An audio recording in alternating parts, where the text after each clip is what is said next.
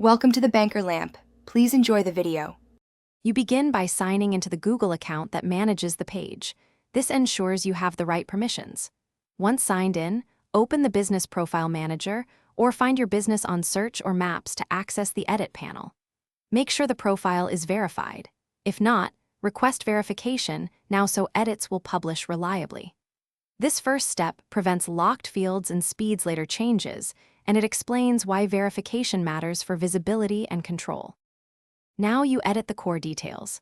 Change the name only when necessary, pick an accurate primary category, and set attributes that reflect your services.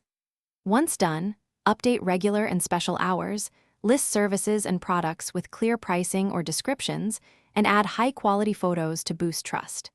Make sure to write a concise business description that includes natural keywords so customers and Google understand what you offer. These steps improve search relevance and user conversions.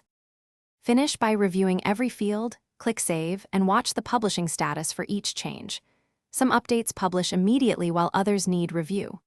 After publishing, monitor insights to measure clicks, views, and direction requests so you can refine listings. If edits do not save or revert, check account ownership, pending verification, or duplicate listings.